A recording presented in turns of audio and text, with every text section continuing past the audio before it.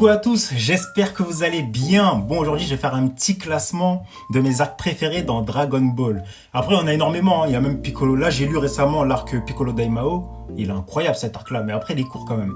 Mais bon, je préfère quand même ceux-là. Du coup, je vais me focaliser sur cela, je vais faire un top 4 sur cela. Du coup, n'hésite pas à faire le tien aussi. Et moi, je commence en quatrième position avec l'arc Boo.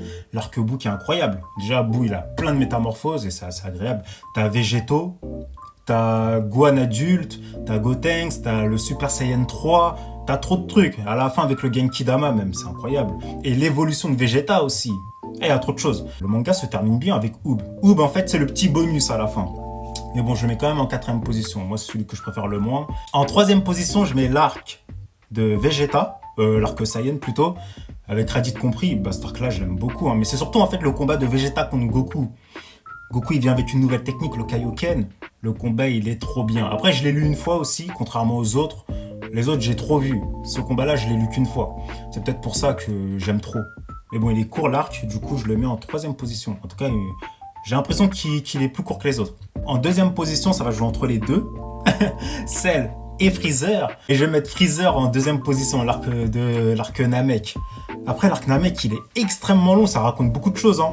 Comme quoi, Dragon Ball, ça raconte beaucoup de choses. Avec lui, hein, parce que lui, c'est un dictateur, plein de choses graves. Et t'as le Saiyan qui le tue. Avant d'arriver à Freezer, en fait, il y a plein de gardes. Et c'est vraiment intéressant. Et t'as même Vegeta. Hein. En fait, Vegeta, il avait déjà commencé son développement. Parce que là, il commençait à pas vraiment s'humaniser, mais bon, voilà quoi. Il était du côté des gentils sans vraiment le vouloir. Un 10 sur 10, hein, comme tous les autres. Mais par contre, vient en top 1, l'arc Cell. Parce que l'arc Cell, franchement, que dire sur cet arc? Il est vraiment trop bien. En tout cas, pour moi, il est mieux que les autres. T'as l'arrivée de Trunk, on était surpris. Enfin, on était surpris, mais moi, je suis trop jeune. J'étais assez étonné pour le coup. Un homme qui vient du futur, en plus t'apprends que c'est le fils de Vegeta et Bulma, ça n'a aucun sens. T'as les métamorphoses de Cell, t'as C18, C17, qui sont pas comme le C18 et C17 que Trunk a connu à l'époque. Et il y a plein de choses en fait. Mais c'est surtout Cell, son design, il est incroyable le personnage. Et bien sûr, pour finir, t'as le combat de Goku contre Cell à la fin, mais surtout le combat de Gohan contre Cell, hein, le Super Saiyan 2. C'est pour ça que je le mets en top 1.